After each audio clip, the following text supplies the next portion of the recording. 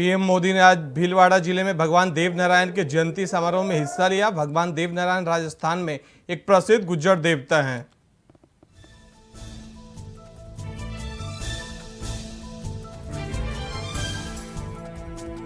उत्तर प्रदेश के मुख्यमंत्री योगी आदित्यनाथ ने कहा कि सनातन धर्म भारत का राष्ट्रीय धर्म है। निजी स्वार्थ से ऊपर उठकर हम राष्ट्रीय धर्मों से जुड़ते हैं। उन्होंने कहा कि 500 वर्ष बाद पीएम मोदी के प्रयास से राम मंदिर का निर्माण हो रहा है।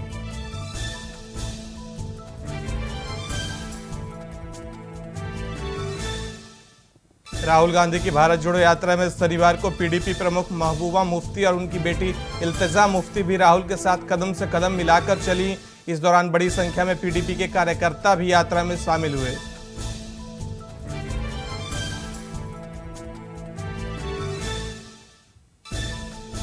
कांग्रेस अध्यक्ष मल्लिकार्जुन खड़गे ने सुरक्षा में चूक के मुद्दों को लेकर केंद्रीय गृह मंत्री अमित शाह को खत लिखा। उन्होंने इस पत्र में सुरक्षा बढ़ाने को लेकर मांग की है। उनका कहना है कि आने वाले दिनों में ज्यादा से ज्यादा यात्री भारत जोड़ो यात्रा में शामिल होंगे।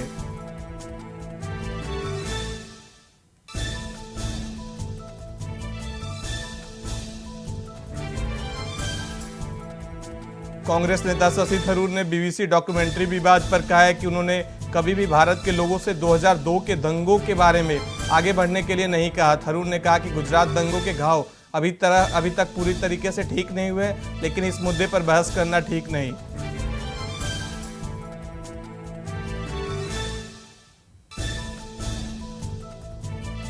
बीजेपी ने त्रिपुरा विधानसभा चुनाव के लिए उम्मीदवारों की पहली लिस्ट जारी कर दी है। पहली लिस्ट में बीजेपी ने 48 उम्मीदवारों का ऐलान किया है।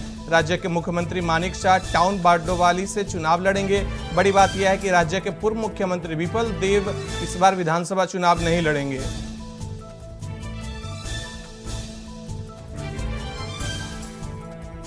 त्रिपुरा विधानसभा चुनाव 2023 के लिए बीजेपी के बाद कांग्रेस ने भी प्रत्याशियों की लिस्ट जारी कर दी है। कांग्रेस ने पहले चरण में 17 उम्मीदवारों के नाम की घोषणा की है। सुदीप रॉय बर्मन को कांग्रेस ने एक बार फिर अगरतला सीट से उतारा है।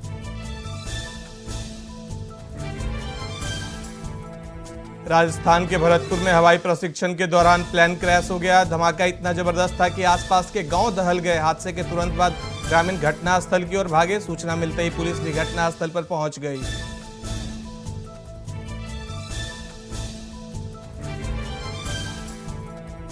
मध्य प्रदेश के मुरैना में शनिवार सुबह बड़ा हादसा हो गया, जिसमें एयरफोर्स के 2 लड़ाकू विमान सुखोई और मिराज दुर्घटनाग्रस्त हो गए। सूचना मिलते ही मौके पर राहत बचाव दल पहुंच गया और आगे की कार्रवाई में जुट गई।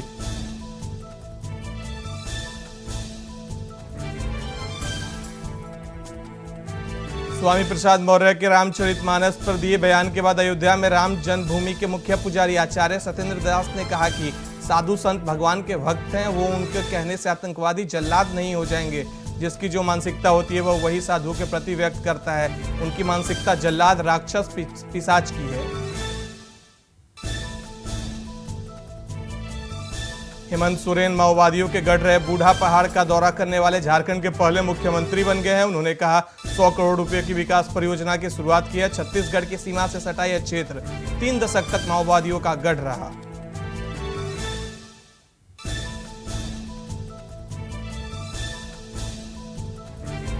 रेपिस्ट राम रहीम यूपी के आश्रम में बैठकर अब पंजाब में सत्संग करने की तैयारियों में जुट गया है। यह सत्संग रविवार को ऑनलाइन किया जाएगा, जिसके लिए डेरा सेवक आज से ही तैयारियों में जुट गए हैं। यूपी के बरनावा आश्रम में राम रहीम ऑनलाइन जुड़कर भक्तों को प्रवचन देगा। सत्संग करने की अनुमति भी प्रशासन ने दे दी है।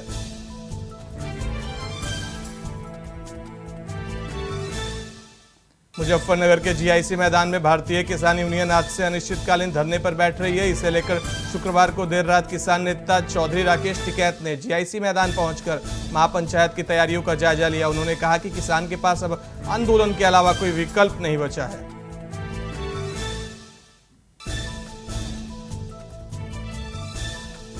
उत्तर भारत में इन दिनों तेज हवाएं चलने और बारिश का सिलसिला अभी जारी है। मौसम विभाग की 29 जनवरी यानी रविवार को इलाकों में हल्की बारिश हो सकती है। बारिश होने से अगले 2 दिनों में न्यूनतम तापमान में भी गिरावट दर्ज की जा सकती है।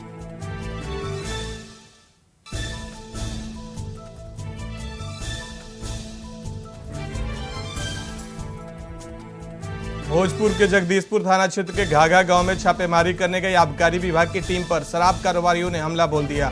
पुलिस की टीम पर लगभग 40 से 50 की संख्या में महिलाएं पुरुषों ने ईंट पत्थरों से हमला किया। हमले में इंस्पेक्टर समेत 11 पुलिसकर्मी बुरी तरह से घायल हो गए।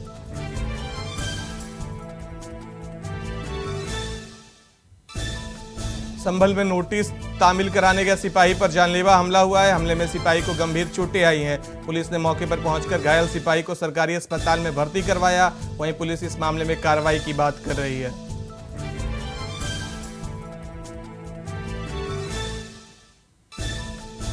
अलीगढ़ मुस्लिम यूनिवर्सिटी में गणतंत्र दिवस पर छात्रों को दिए गए बयान का सपा सांसद शफीकुर रहमान वर्क ने समर्थन किया है। उन्होंने अल्लाहू अकबर के नारे लगाने वाले छात्रों का बचाव किया और कहा कि छात्रों ने यह सब जानबूझकर नहीं किया होगा, बल्कि उन्हें जज्बात में आकर नारे लगा दिए होंगे। इसे बेवजह मुद्दा बनाया जा रहा है।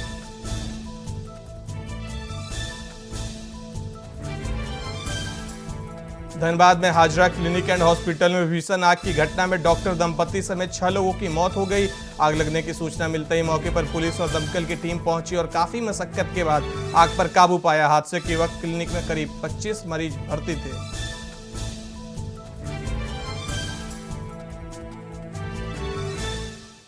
बिहार की राजधानी पटना में सरस्वती पूजा मूर्ति विसर्जन जुलूस यात्रा के दौरान जमकर फायरिंग हुई। हादसे में एक युवक की मौत हो गई। मृतक युवक की पहचान 23 साल के धीरज कुमार के रूप में हुई है, जो मूल रूप से जहानाबाद का रहने वाला था। पुलिस ने सबको कब्जे में लेकर पोस्टमार्टम के लिए पीएमसीएच भेज दिया है।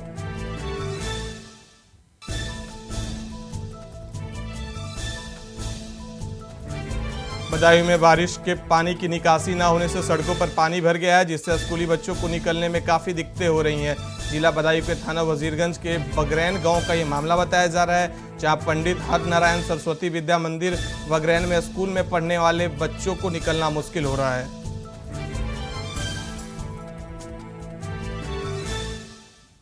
जोशीमठ की तलहटी पर हेलंग मारवाड़ी बाईपास का निर्माण सरकार के लिए चुनौती बन गया है। वैज्ञानिक संस्थाओं की जांच के अलावा अब सरकार ने 3 संस्थाएं एनएचआई, आईआईटी रुड़की और टीएचडीसी की एक कमेटी बनाई है, जो एक हफ्ते में बाईपास के निर्माण को लेकर संभावनाओं को लेकर अपनी रिपोर्ट सरकार को सौंपेगी।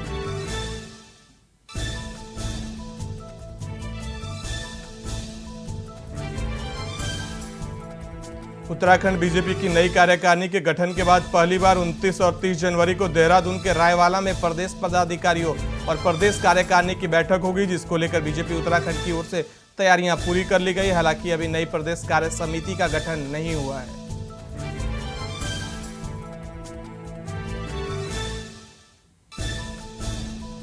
बीजेपी ने की प्रदेश कार्य समिति के सदस्यों की घोषणा। प्रदेश कार्य समिति और विशेष आमंत्रित सदस्यों की घोषणा की है।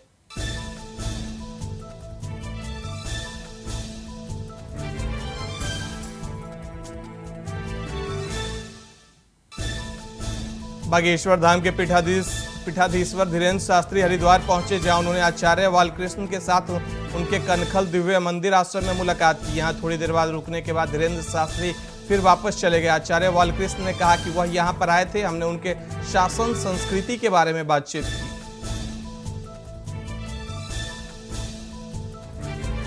उत्तराखंड लोक सेवा आयोग ने वर्ष 2023 के लिए संशोधित परीक्षा कैलेंडर जारी कर दिया है। अभ्यर्थियों की सुविधा के लिए कैलेंडर आयोग की वेबसाइट पर भी अपलोड कर दिया गया है।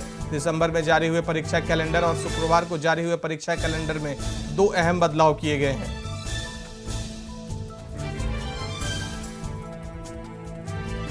रामनगर वन प्रयाग की एसओजी की टीम, एसटीएफ की टीम और पुलिस टीम ने संयुक्त रूप से कार्रवाई करते हुए 3 तस्करों को गिरफ्तार किया है।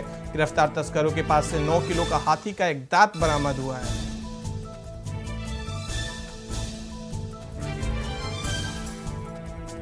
जोशीमठ में निरंतर हो रहे भूस्खलन के चलते लोग बीते 27 दिनों से आंदोलन कर रहे हैं। उत्साही लोगों ने शुक्रवार को इंटर कॉलेज तिराहे से वेदांत स्कूल तक जन आक्रोश रैली निकाली। रैली में पूरे पेन भंडार क्षेत्र के लोग रहे। लोगों की मांग है कि जोशीमठ में प्रभावित हुए परिवारों को उचित मुआवजा दिया जाए।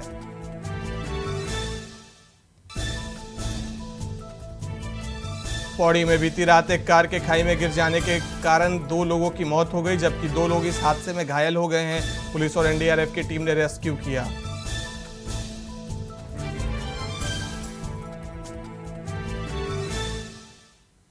मुंबई एयरपोर्ट पर कस्टम विभाग ने शारजाह से मुंबई आए 11 विदेशी नागरिकों को गिरफ्तार किया है, जिनके पास से कथित तौर पर 4.14 करोड़ का सोना बरामद किया गया। यह लोग सोने को शरीर में छिपा कर ले जा रहे थे।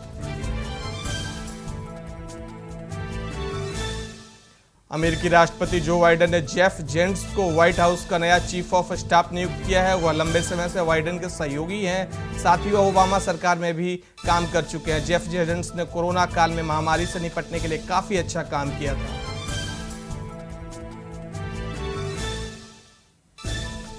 न्यूजीलैंड के सबसे बड़े शहर ऑकलैंड में भारी बारिश के बाद बाढ़ जैसी स्थिति पैदा हो गई। शहर की कुछ तस्वीरें और वीडियो सोशल मीडिया पर वायरल है। वो यहाँ की भयावह हालातों को बयां कर रही है। लगातार बारिश के कारण ऑकलैंड हवाई अड्डों पर भी पानी भर गया है।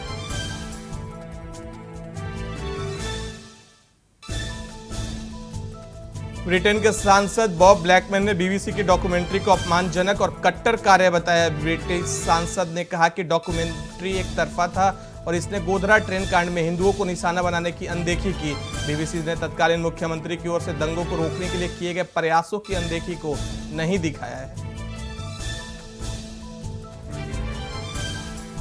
यरूशलेम में एक यहूदी मंदिर में एक फिलिस्तीनी युवक ने अंधाधुंध फायरिंग शुरू कर दी। हमले में 7 लोगों की मौके पर मौत हो गई, जबकि 10 लोग जख्मी हो गए हैं। इजरायली पुलिस ने फायरिंग करने वाले को मार गिराया है।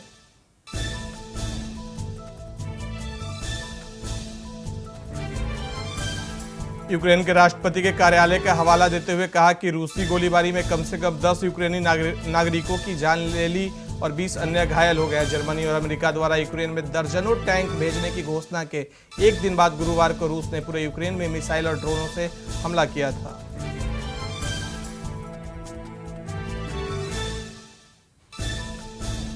पाकिस्तान के वित्त मंत्री इशाक डार की, जिन्होंने देश के लोगों की नागरिक कम करने के लिए धार्मिक कार्ड खेलना शुरू कर दिया है। वित्त मंत्री इशाक डार ने कहा कि पाकिस्तान इस्लाम के नाम पर स्थापित एकमात्र देश है और इसके विकास और समृद्धि के लिए अल्लाह जिम्मेदार है।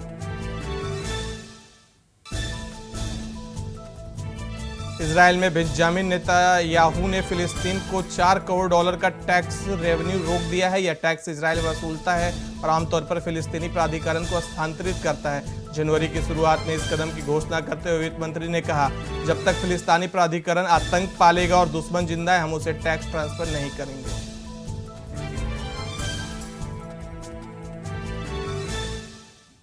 रांची में खेले गए 3 मैचों की T20 सीरीज के पहले मुकाबले में न्यूजीलैंड ने टीम इंडिया को 21 रनों से हरा दिया। भारत दौरे पर न्यूजीलैंड की यह पहली जीत है। इससे पहले कीवी टीम को 3 मैचों की वनडे सीरीज में 3-0 से हार झेलनी पड़ी थी।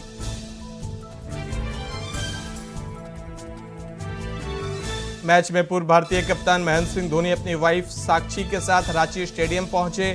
धोनी का वाइफ साक्षी संग फोटो सोशल मीडिया पर खूब वायरल हो रहा है। इसके अलावा फैंस कमेंट्स कर लगातार प्रतिक्रिया दे रहे हैं।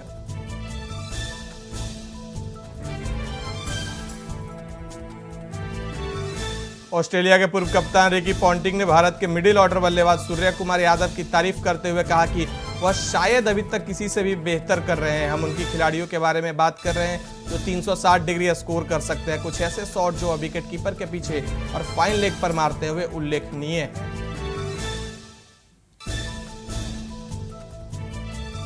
हॉकी वर्ल्ड कप 2023 में शुक्रवार को बेल्जियम और नीदरलैंड के बीच मुकाबला खेला गया। इस मैच में बेल्जियम ने नीदरलैंड को पेनाल्टी शूटआउट में 3-2 से हराकर वर्ल्ड कप के फाइनल में अपनी जगह बना ली। फाइनल में उनका सामना रविवार को जर्मनी से होगा।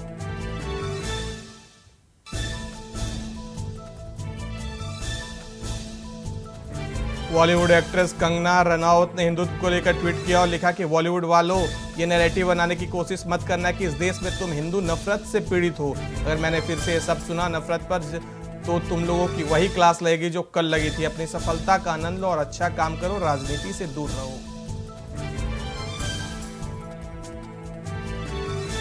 शाहरुख खान, दीपिका पादुकोण और जॉन अब्राहम की फिल्म पठान ने बॉक्स ऑफिस पर कमाई के मामले में कई बड़े रिकॉर्ड 3 दिन में तोड़ दिए हैं। फिल्म ने 3 दिन के भीतर ही 150 करोड़ का आंकड़ा पार कर लिया है। उम्मीद जताई जा रही है कि फिल्म अपने पहले वीकेंड में 250 करोड़ तक का बिजनेस कर सकती है।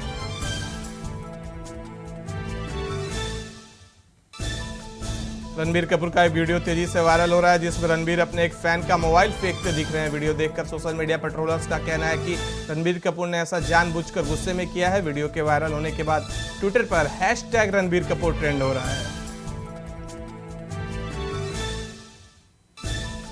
मीरा ने इंस्टाग्राम स्टोरीज पर लिखा, फिल्मों में वापस पूरी तरह से बॉलीवुड में बड़े पर्दे पर धमाका हुआ और उन्होंने शाहरुख और दीपिका पादुकोण को टैग किया। बता दें कि पठान में सलमान खान एक कैमियो के तौर पर नजर आए हैं। इस फिल्म में शाहरुख खान, दीपिका पादुकोण, जॉन अब्राहम, डिम्पल कपाड़िया और आशुतोष राणा भी हैं।